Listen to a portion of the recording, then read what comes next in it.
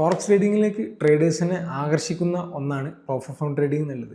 ഈ proper form trading എത്രത്തോളം വിശ്വാസതാണെന്ന് ചോദിച്ചു കഴിഞ്ഞാൽ ഞാൻ പറഞ്ഞു ഒരു പരിധി വരെ നമുക്കതിൽ വിശ്വാസത അർപ്പിക്കാൻ പറ്റുള്ളൂ. കാരണം എന്താ വെച്ച് കഴിഞ്ഞാൽ ഈ ഫണ്ടർ ഫേം എന്ന് പറഞ്ഞത് ഒരിക്കലും ഒരു റിയൽ അക്കൗണ്ട് അല്ല. നമ്മൾ റിയൽ എത്തിക്കഴിഞ്ഞാൽ നമുക്ക് തരുന്നത് ഫേസ് 1 ഫേസ് 2 കഴിഞ്ഞിട്ട് നമ്മൾ ലൈവ് എത്തിക്കഴിയുമ്പോഴും തരുന്നത് റിയൽ അല്ല എന്നുള്ളത് നമ്മൾ MFFൻ്റെ ഒരു പോക്കോട് കൂടി അവരുടെ ആ ഒരു പ്രശ്നത്തോടു കൂടി നമ്മൾ മനസ്സിലാക്കിയാണ്. അതുവരെ നമ്മളൊക്കെ വിചാരിച്ചത് എന്താ വെച്ച് കഴിഞ്ഞാൽ ഒരു ഇൻവെസ്റ്റർ എമൗണ്ട് ഇട്ടെന്ന് അത് നമുക്ക് മാനേജ് ചെയ്യാൻ തരിക എന്നുള്ള രീതിയിലേക്ക് നമ്മൾ സൈൻ ചെയ്യുമ്പോഴൊക്കെ നമ്മൾ ചിന്തിച്ചിരുന്നത്. അതിന് പോയതിന് ശേഷമാണ് CFTC എന്ന് പറഞ്ഞ അവരുടെ റെഗുലേഷൻസിൻ്റെ ടീം നിങ്ങൾ ലൈവ് ചെയ്യുന്നതും റിയൽ അല്ലാത്തതുകൊണ്ട് അതിനും സ്റ്റിമുലേറ്റഡ് ഫണ്ട് എന്നുള്ള രീതിയിൽ തന്നെ മെൻഷൻ ചെയ്യണം എന്നുള്ളതൊക്കെ വന്നിരുന്നത്. അതിനുശേഷം എല്ലാ ഫണ്ട് ഫേംസുകളും അവരുടെ വെബ്സൈറ്റിൽ സ്റ്റിമുലേറ്റഡ് ഫണ്ട് എന്നുള്ളത് ഓപ്പൺ ആയിട്ട് എഴുതി വെച്ചിരുന്നു. പിന്നെ അതുപോലെ തന്നെ ലൈവ് എന്നുള്ളത് ഇപ്പോൾ തരലില്ല. അതായത് ലൈവ് എത്തിക്കഴിഞ്ഞാൽ ഫേസ് 1 ഫേസ് 2 കഴിഞ്ഞ് മൂന്നാമത്തെ സ്റ്റേജിലും അവർ തരൽ ഡെമോ എന്നുള്ള അക്കൗണ്ട് തന്നെയാണ്.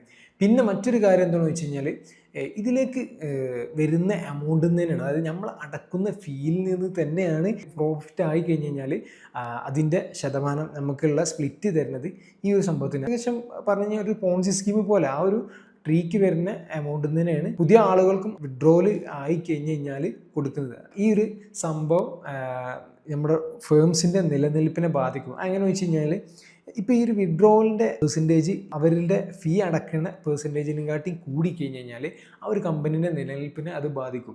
അപ്പോൾ അവർ എന്തൊക്കെ ചെയ്യുമെന്ന് വെച്ച് കഴിഞ്ഞാൽ പലതരത്തിലുള്ള റൂൾസ് അവർ ചേഞ്ചസ് ആക്കും. ഇപ്പോൾ ഫോർ എക്സാമ്പിൾ ലിവറേജ് റിഡക്ഷൻ ചെയ്യുന്ന കാര്യങ്ങളൊക്കെ നമ്മൾ ഈടായിട്ട് നന്നായിട്ട് കാണലുണ്ട്. അതുപോലെ തന്നെ കൺസിസ്റ്റൻസി റൂള്, അതുപോലെ തന്നെ സ്ലിപ്പേജ് നന്നായിട്ട് ആഡ് ചെയ്യുക. ആദ്യമൊക്കെ അവർ പക്ക ഡിസൈൻ ആവും, തുടങ്ങി കഴിയുമ്പോൾ ആ ഒരു ടൈമിലൊക്കെ പക്ക ഡിസൈൻ ആവും. ഫോർ എക്സാമ്പിൾ നമുക്ക് ഫണ്ടിങ് ബിപ്സൊക്കെ നല്ല ഉദാഹരണമാണ്. കാരണം നല്ല സ്ലിപ്പേജ് ഇപ്പോൾ അതിൽ സംഭവിക്കാറുണ്ട്.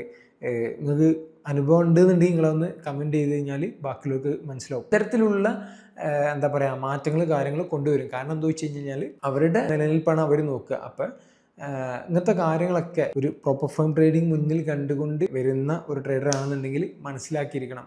ഞാനിതിൻ്റെ ഒരു ട്രൂത്താണ് പറഞ്ഞത്, ഇതിലേക്ക് വരേണ്ട കാര്യങ്ങൾ എന്നെല്ലാം പറഞ്ഞത്.